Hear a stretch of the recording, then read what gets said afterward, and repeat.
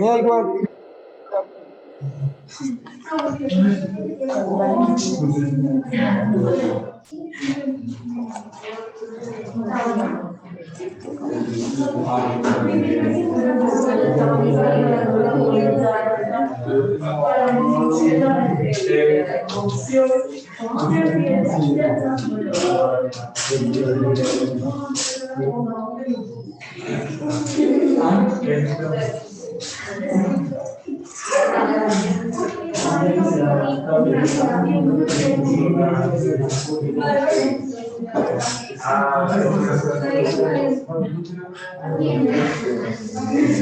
¿Alguien de acá quiere estudiar? Ah, ustedes hoy tienen reunión, ¿no? ¿No? A las 2:30, ¿no? Ah, a las 2:30 se van.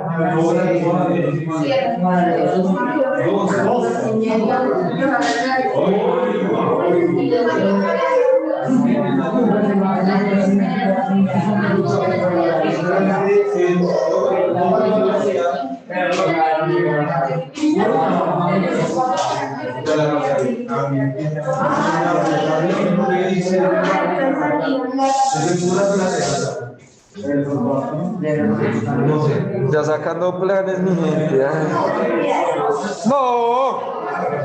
Bueno, ¿alguien de acá quiere estudiar ingeniería de sistemas? ¿Todo el salón? ¿No?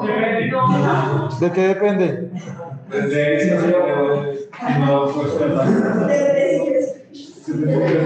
Bueno, lo tienen como opción, alguien. Entonces, si es fáctico que van a estudiar ingeniería de sistemas, pues efectivamente tienen que leer a este mancito, Bertalanffy, ¿sí? Karl Ludwig von Bertalanffy, de Austria. Este mancito era un biólogo, filósofo, sociólogo, antropólogo, papu de papus, ¿sí? Y el man, como biólogo, cuando nosotros en biología alguna vez en la vida vimos ecosistemas, por ejemplo, él ayudó a fundamentar eso, porque él es el creador de una teoría que se llama la teoría de sistemas. Todo lo que tenga que ver con sistemas, sistemas políticos, sistemas informáticos, sistemas electrónicos, ecosistemas, el man ayudó a entender eso y creó ese concepto. Franco dijo acá el celuco. Entonces, los sistemas son estructuras que están organizadas y que se complementan con todo, ¿sí? Este mancito como biólogo es uno de mis grandes referentes de la tesis, de mi tesis de maestría, y casi nadie lo conoce. Es más, en biología nunca me lo pusieron a leer. Entonces, este mancito lo que hace es volverse un fundamento para las ciencias que tenemos hoy en día. Esperemos que ustedes den con muy buenas universidades donde el plan, siempre tienen que mirar el plan de estudios, muchachos. Antes de presentarse a una universidad, tienen que mirar el plan de estudios. ¿Qué es el plan de estudios? Pues, o la malla curricular, donde salen las materias, en qué semestre y qué créditos y todo eso que ustedes van a ver. A veces uno no hace eso, o sea, como que se mete así a la loca y, ay no, por el nombre, ay sí, es que yo quiero ser, no sé, quiero ser hada madrina. Y entonces, porque me parece lindo tener alas, ¿sí? Y faldita y tutú, imagínense, así como La Roca con la película de la madre. Entonces imagínense usted entrando a estudiar para ser hada madrina, ¿sí? Y entonces usted le ponen a ver ingeniería de las varitas, ¿sí? Ingeniería de las varitas 1, ingeniería de las varitas 2. Dice, pero yo quiero tener alas. Y entonces en ese pensum solo aparece alas, solo una materia para alas. Y usted no ve nada más. Entonces usted dice, uy, no, pero no es como yo lo imaginaba, ¿sí? Y que le digan, son todos 8 semestres viendo solo confección de tutús. ¿Sí? Para el traje de arte, obviamente. Entonces, confección de tutú 1, confección de tutú amarillo en primer semestre, confección de tutú azul en segundo semestre. Pero todo está separado. ¿Sí? Ustedes tienen que buscar una carrera. Intenten buscar, no tienen, sino intenten buscar una carrera o una universidad donde encuentren que todas las materias se integren para lo que ustedes quieren. Por eso es tan importante, muchachos, que antes de ustedes presentarse a una universidad o una carrera o lo que sea, lean algo que se llama el perfil. Entonces ahí sale perfil universitario. ¿Qué es lo que ellos buscan? Y eso les sirve el resto para las entrevistas. Así usted no lo sea, porque en el perfil le dicen, ay, no, buscamos una persona que sea habilidosa en las matemáticas, que, no sé, que le guste, sí, listo, que siempre haya soñado con ser hada, que, ¿sí? Y entonces ellos ponen un perfil. Ustedes antes de la entrevista leen ese perfil. Y ustedes dicen, bueno, sí, yo siento que me acopla a eso. Y cuando le hagan la entrevista, usted se apega a ese perfil y pasa. Fin. Ya, ahí está. Pero también tiene que mirar el perfil del egresado, que eso es otra cosa que aparece en las páginas de los universidades. Entonces, cuando usted se gradúe, buscamos que usted tenga X o Y perfil, sea una persona responsable, que cumpla los deseos de las princesas, o si se dedicó a los dientes, pues que coja los dientes y los procese, no sé. ¿Sí? Eso es lo que busca, el perfil. Y también tiene que leer algo que se llama la misión y la visión. Las carreras tienen misiones y visiones. ¿Qué es una misión? ¿Alguien sabe? Ustedes ven, ya no ven emprendimiento, ¿cierto? ¿Saben qué es una misión? O sea, cuando una empresa, universidad o institución tiene una misión, ¿saben qué es? Es lo que hacen en ese momento, ¿sí? El objetivo que están cumpliendo en este momento. Y cuando hablan de visión, ahora sí, es una meta. En 5 o 10 años pretendemos X o Y cosas. Entonces, cuando ustedes se vayan a presentar, intenten buscar algo que se acople a lo que planteó este man, es decir, algo que sea sistémico, algo que esté organizado y pensado en que todo se conecte, en que todo esté conectado y que ustedes obviamente los convenzan. Obviamente este señor de acá cambió toda la historia del mundo contemporáneo, porque pues antes todo se veía muy dividido, ¿no? Y él permitió que todas las ciencias se pudieran unir, ciencias humanas y ciencias naturales, se pudieran unir para poder desarrollar diferentes teorías en relación a la comprensión del humano. Por eso es que ustedes, gracias a este man, es que ustedes ven informática, por ejemplo. Gracias a este man es que ustedes ven ecosistemas como tal en biología. Y usamos la palabra ecosistemas gracias a él. Entonces, el señor Bertalanffy, con su teoría general de sistemas, lo que nos está diciendo es que todas las partes de un todo constituyen un sistema. Es decir, todo tiene que ver con todo. Todo tiene una conexión con todo, porque todo funciona de forma sistémica. Por ejemplo, y acabo de usar la excusa de la primera pregunta que me hizo Miguelino y que no se la respondí porque le dije que se le iba a responder ahorita. Y aquí va Miguel. Entonces, ¿qué pasa si de un momento a otro el fitoplancton acaba? ¿Sí? ¿Ustedes han visto esponjas o no? Sí. ¿Qué es plancton? Es difícil de definir el plancton. ¿Por qué? Porque es que el plancton no es muy chiquitico, ¿cierto? El plancton no es un solo organismo y ya, sino el plancton es una zona del agua, ¿sí? De seres vivos que está conformado por microalgas, bacterias, protozoos, o sea, un montón de cosas ahí, un caldo ahí, ¿listo? Entonces, plancton, ¿se han visto esta? Vea, acá está el meme tal cual. Dice, plancton come comida holográfica porque los hologramas son luz y el plancton consigue energía a través de la fotosíntesis. ¿Sí se han dado cuenta que Plankton come hologramas? Y uno le da tristeza porque dice como, ¡uy, pobre Plankton! No puede conseguir comida, pero pues es que hace fotosíntesis. Entonces, recuerden que el man que creó Bob Esponja es biólogo marino, ¿sí? Biólogo marino. Y yo acá dando clases, papus. No, va a ser un muñequito. Entonces, vean. Entonces, él se alimenta de la luz. Ahora, el plancton, el fitoplancton, ¿sí? O sea, digamos que lo separan, zooplancton y fitoplancton, ¿sí? Pero igual en general es el plancton. No es solo estas microalgas, como este mancito, sino también pueden ser seres, casi todos son seres del reino protista. Nosotros este fin de semana en el Preites vimos los reinos, ¿no? Reinos. Reino protista. ¿Por qué se caracterizaba el reino protista? Por la forma y por la política. Pero son varios. Digamos, si nosotros buscamos protistas. Porque el dice que tiene ADN y el eucariota tiene ADN. Pero todo, no, todas son eucariotas.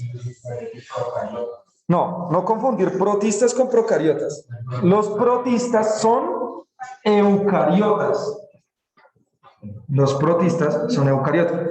Principalmente están conformados por algas. Si han visto las algas que están en los mares y eso, son protistas. No son plantas, no pertenecen al reino vegetal. Son algas. Y también unas que se llaman microalgas. ¿Listo? Que es el principal compuesto del fitoplancton. Nosotros no respiramos, bueno, el oxígeno que tenemos en la biosfera, pues, no es gracias a los árboles como tal. No, es gracias a las microalgas. A unas pequeñas microalgas que se llaman, y a las cianobacterias, que se llaman diatomeas. Miren esto, son hermosas, solo se pueden ver a microscopio. Son así. Son microalgas, tienen múltiples formas, miren, tienen más formas que tienen más de 800 formas. Son así, y están en los océanos, cuando ustedes ven, se han ido a los laguitos, como, no sé, el Simón Bolívar y eso, o algunos lagos en el campo, no sé, que se ve una capa verdecita. ¿Sí? Estos ayudan a eso. Estos son muy importantes, muchachos, porque no solo nos dan oxígeno, sino también limpian porque captan nitrógeno. Entonces, los desechos tóxicos, ustedes tienen la relación, por ejemplo, cuando hay un lago bien sucio y usted ve eso, usted dice, uy, está re paila. Y es que aparecen en mayor cantidad porque está muy contaminado y entonces se empiezan a limpiar porque se alimentan de ese nitrógeno. Cuando mueren, liberan el oxígeno y queda libre de la fotosíntesis. ¿Ya vas a decir algo? No. Ok, claro. Son muy, muy, muy, muy importantes. Sin embargo, ¿por qué pregunta? ¿Tú ya fuiste? Mire, esto parece un spinner y esto parece radioactivo. Entonces, tienen múltiples formas. ¿Sí? Y nosotros ni nos damos cuenta que eso está existiendo. Por ejemplo, uno podría encontrar una relación directa, pero depende de mi entendimiento, de cómo las acciones políticas, económicas, etcétera, de un humano determinan el funcionamiento de las diatomeas. Ese es un ensayo muy fácil. Ahora, un ensayo más difícil sería cómo las diatomeas configuran las prácticas sociales, que es algo así como lo que yo estoy haciendo más o menos en mi tesis de maestría. ¿Cómo eso, sin yo tener contacto directo con eso, hace que nosotros tengamos ciertas características?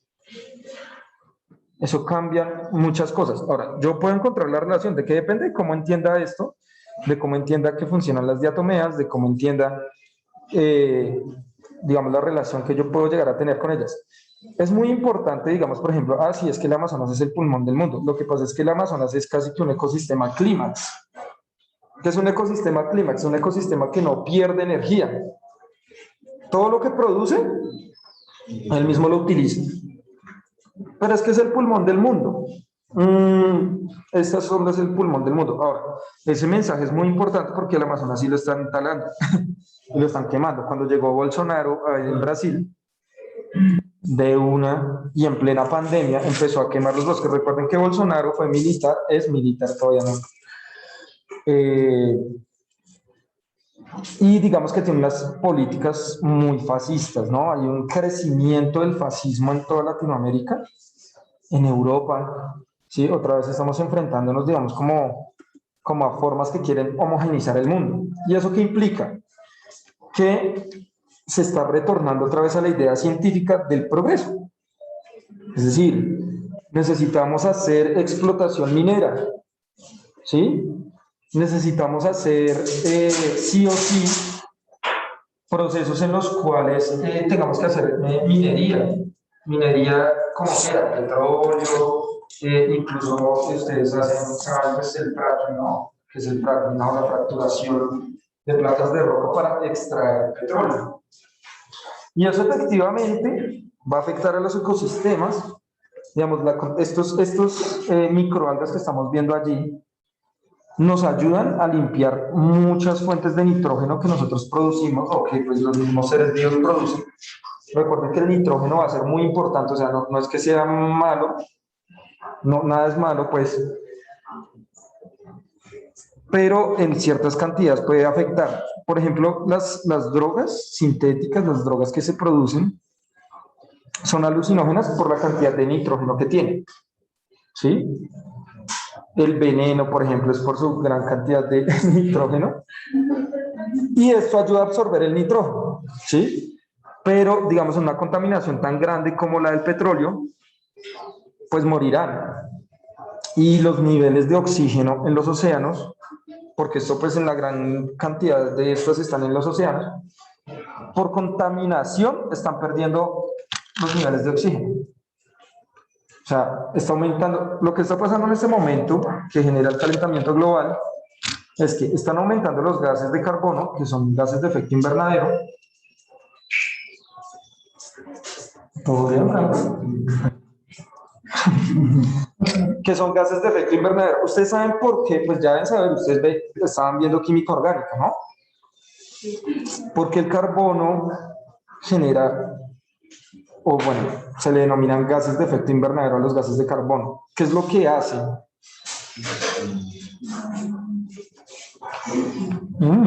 Piensen en el carbono, o sea, ya me dijeron que estaban viendo química orgánica, supone que 2 periodos vieron química orgánica. ¿Cuál es el corazón de la química orgánica?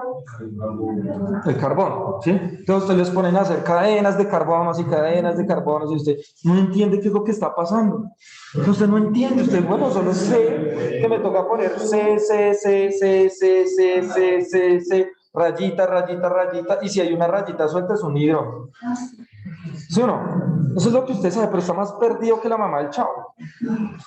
¿Mm? Pues resulta que, ¿cómo se llama? Hay un compuesto inorgánico, bueno, que conforma la unión de carbonos puros. ¿Qué conforma? O sea, cuando se unen solo carbonos, no hidrógenos ni nada, solo carbonos, forman algo.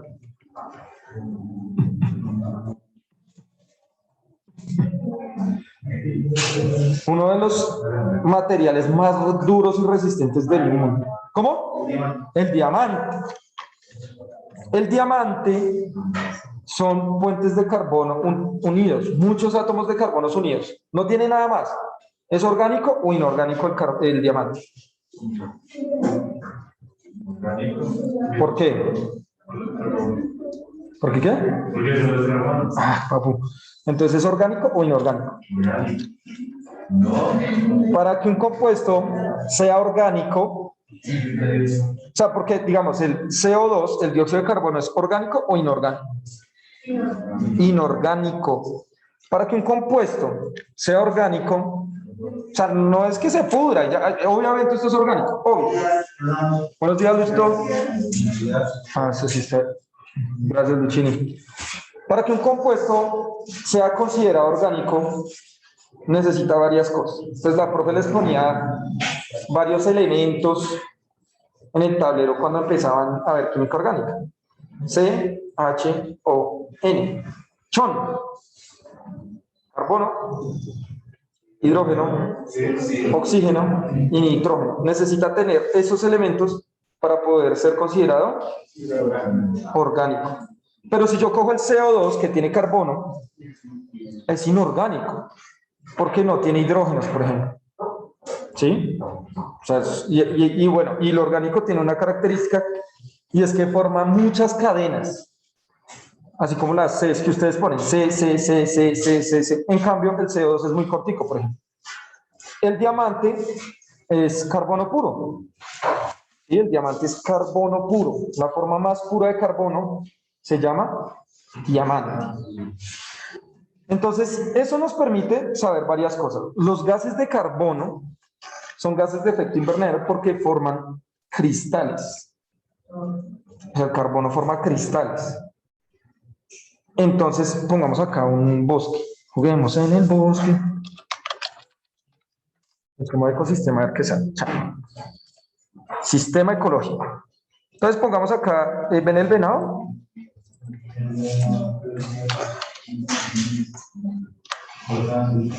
Están muy ciegos si no ven eso. Entonces vean, acá nosotros tenemos la luz del sol. Nosotros tenemos una capa que nos protege ¿de qué porcentaje del sol? La capa de ozono. ¿Cuánto porcentaje del sol repele? ¿Cuánto? 50. ¿Quién da más? ¿Qué? 40. ¿Quién da menos? 15. ¿Quién da más? Menos. 19. Wow, no. La capa de ozono repele el 5% de rayos del sol.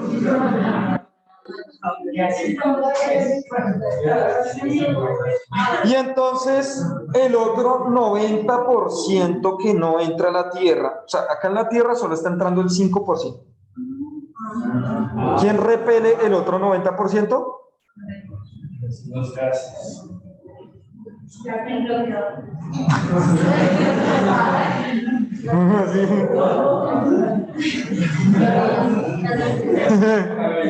¿Qué bloqueador usas? ¿Como 8000?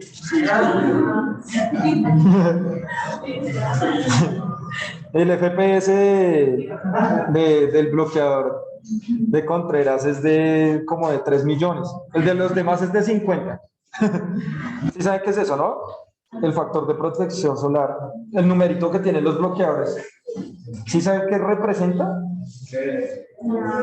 O sea, mucha gente compra eso como, no, el de 100 que es el papu de papus, el de 120 que es el crack de crackis.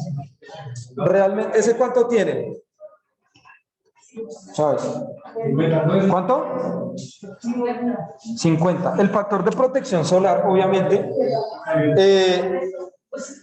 la mayoría de bloqueadores tienen como la misma capacidad de repeler estos rayos. Lo que cambia en ese factor de protección solar es el tiempo. Ese número más o menos va apareciendo en minutos. O sea, si tienes 50, por ejemplo, quiere decir que o te aconsejan que cada 50 minutos en exposición de sol te apliques otra vez. Y allá, ¡ay! Me usó re mal. Yo solo me lo echo por la mañana, papu. ¡No! Y todos así. Ay, no jodas, profe. Ay, ay, ay. No jodas.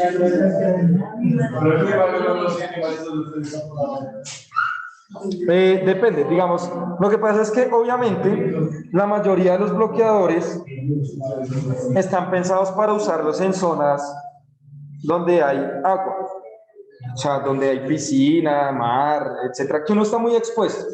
Uno en Bogotá se tiene que aplicar bloqueador, obviamente, Yo no lo hago, soy muy irresponsable, pero se supone que debería ponerse. ¿Por qué? Porque es que nosotros estamos muy altos. Sí, estamos a 2.600 metros. Entonces acá la radiación llega mucho más fuerte que en la costa.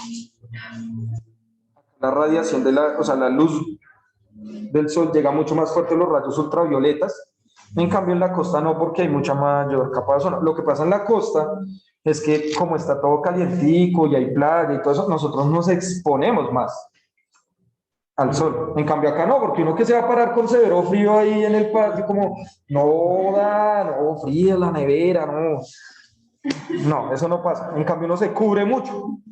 Acá es más fuerte la radiación, pero uno se cubre por el frío. Pero acá la radiación es mucho más fuerte. Digamos, la mayoría de personas que desarrollan cáncer de piel, por ejemplo, son personas que están en zonas muy altas, de páramos y eso. Y uno dice, pero con ese frío, no, es que no es el calor, sino es la luz que llega, la luz ultravioleta. Entonces le golpea la piel y las personas desarrollan cáncer. Porque, digamos, en zonas de páramo, cuando ustedes vayan algún día a un páramo o algo así, o a zonas muy frías también es recomendable usar bloqueador. El bloqueador ayuda a eso. Pero el factor de protección solar, más o menos es una proyección en minutos para que cada vez te lo apliques. Y el promedio, ¿cómo lo hacen? Lo que pasa es que la piel lubrica.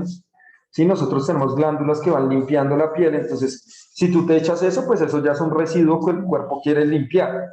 Entonces poco a poco lo va corriendo. Poco a poco lo va corriendo, entonces ya llegará a un punto donde ya no tengas y tienes que echarte otro poquito. Pero nadie lo sabe. Divulguen la palabra. Listo, volvemos acá. Entonces nosotros tenemos una capa que se llama la capa de ozono y repele el 5% de rayos del sol. Y el otro 90%, aparte del bloqueador de Contreras, el otro 90%, ¿quién lo repele? Los animales. El agua. No. No es algo que esté en la superficie de la Tierra. La estratosfera. ¿Mm? ¿Los qué? Ya tenía. No. No, en el agua. Sí resisten mucho los rayos ultravioletas, ¿no? Los resisten muchísimo porque recuerden que las primeras bacterias o los primeros seres que hicieron fotosíntesis fueron bacterias y de ahí vienen las diatomeas, ¿sí? Que no son bacterias, pero sí están muy ligadas a esas primeras bacterias fotosintéticas. Pero es nuestro campo electromagnético. O sea, el campo electromagnético de la Tierra es un campo muy fuerte. Y es un campo que repele el 90% de rayos ultravioleta que están llegando del sol, de la radiación directa del sol. Ese fue un primer punto, o sea, una coincidencia, no sé, tal vez, de que este planeta tuviera vida, ¿sí? O sea, se está repeliendo el 90%, eso es mucho. Imagínense, acá solo está entrando, y la capa de ozono nos aporta un 5% más. O sea, nada, respecto pues a lo que hace el campo electromagnético. Y tan solo con el 5% que entra de esos rayos ultravioleta y de la luz y todo esto, se puede mantener la vida en el planeta. Pero si tú sales acá y te quedas todo el día así, digamos, en bola y recibiendo la luz del sol todo el día, digamos, 6 horas por un lado y 6 horas por el otro, ya. Al final del día seguramente tendrás cáncer, solo con el 5% que está entrando. 5% nomás es lo que está entrando, ¿sí? Y mantiene la vida del planeta, esa luz del sol. Es decir, si existe vida en nuestro planeta, es gracias al de arriba. O sea, el sol, ¿no? Porque el sol es el que está permitiendo que las plantas hagan fotosíntesis. Entonces, cada vez que usted diga, demos gracias al de arriba por cada día de vida que tenemos. Claro, papu, se está permitiendo que las plantas hagan glucosa. Entonces, cuando uno se come algo, lo que sea que ustedes estén comiendo, partió de una planta. Y la planta procesó la luz del sol para convertirla en carbohidratos. Obviamente, hay muchos más elementos que tenemos en el suelo, etc. Pero si de un momento a otro, en un caso hipotético, el sol se apagara, digamos que no dejara de existir, pero se apagara, ya no produjera luz, ya no produjera radiación ni nada, obviamente la vida en el planeta Tierra ya no sería posible.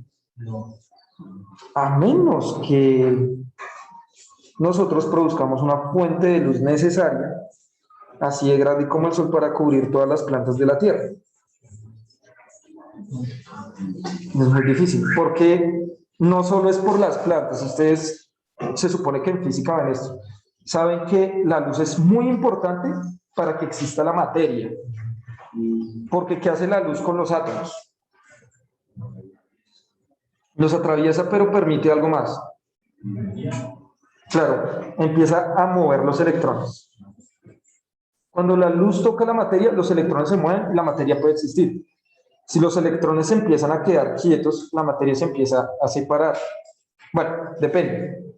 ¿Sí? Si se mueven mucho, pues produce mucha energía en forma de calor. Por eso se cambian los estados de la materia, de sólido, líquido a gaseoso. ¿Sí? Eso lo vimos, ¿no? Entonces, a mayor temperatura. Pero la luz hace que los átomos, los electrones, puedan tener la energía suficiente para unirse con otros. O sea, la luz lo es todo. Ya saben, muchachos. Siempre darle gracias al que ya sabemos. Entonces, ¿qué es lo que pasa con los gases de carbono? La capa de ozono es O2. ¿Sí? La capa de ozono es el oxígeno que respiramos y nos protege. Permite que los rayos lleguen a nuestro planeta y salgan. Y hace que por fuera reboten unos, que no entre todo.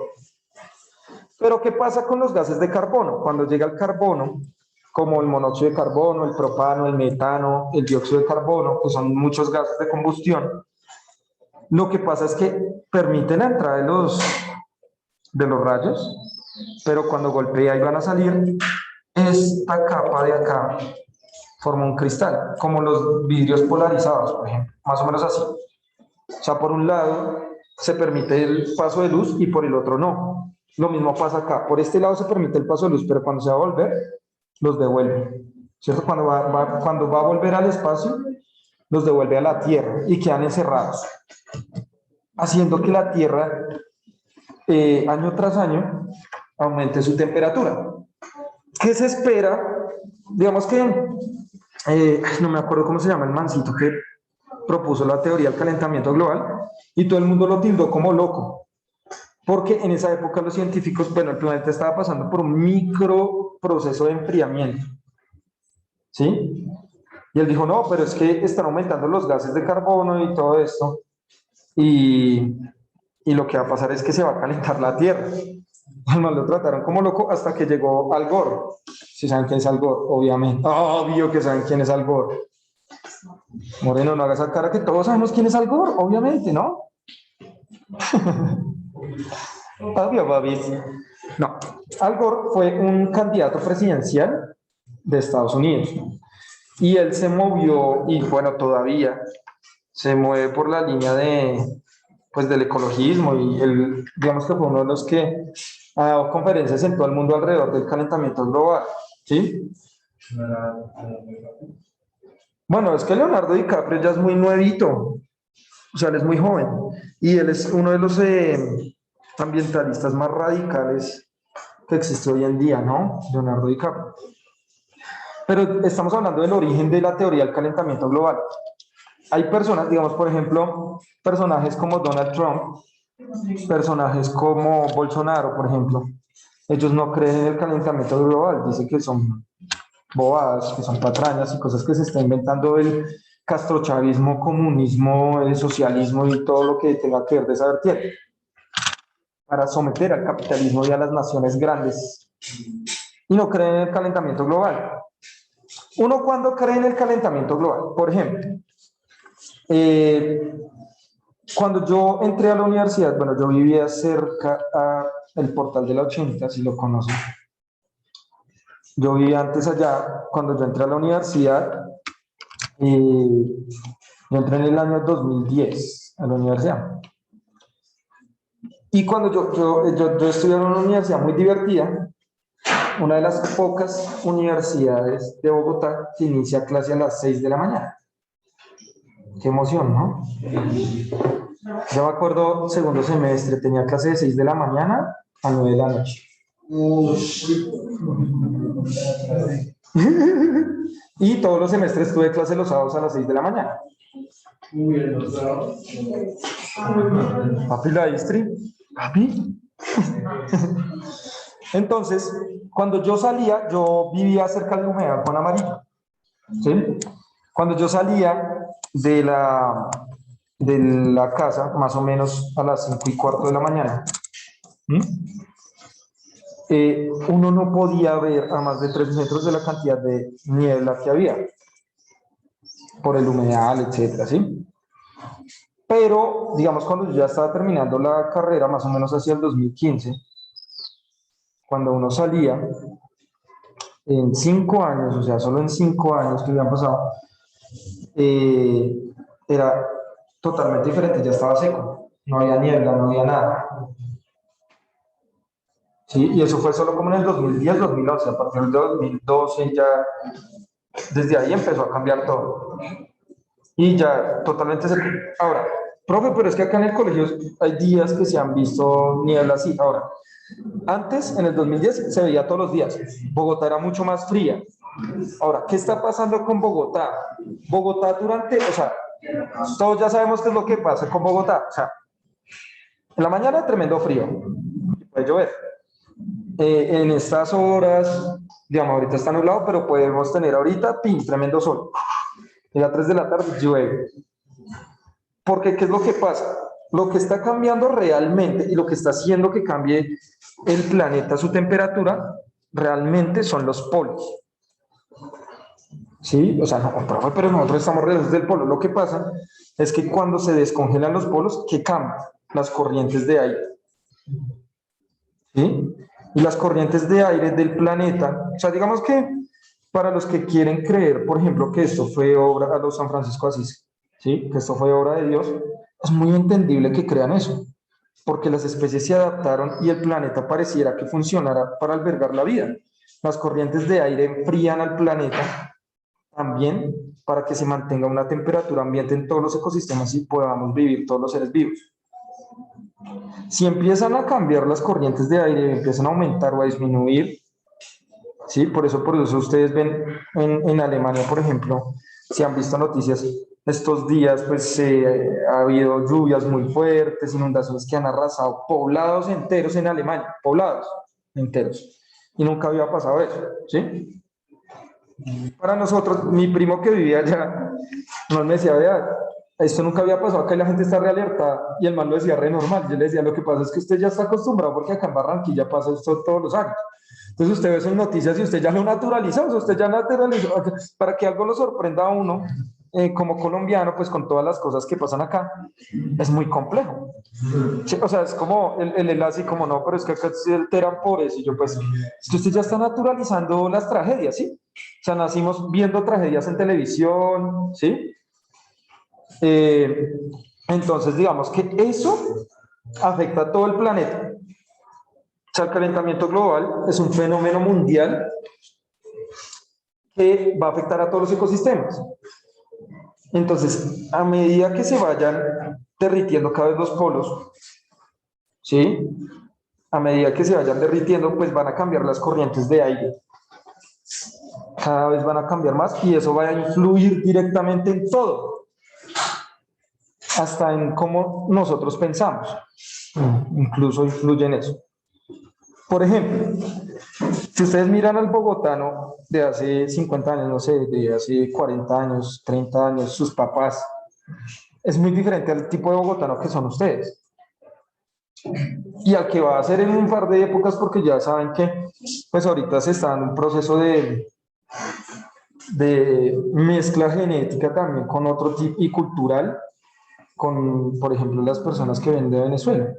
Y eso es muy bueno. O sea, a mayor variabilidad, mayor forma de adaptabilidad, ¿sí? Eso es buenísimo, ¿sí? Digamos, las culturas que tienen mayor flujo de población son culturas más grandes que prevalecen, que pueden llegar a tener un mejor intercambio. No siempre, pero pueden llegar a tener.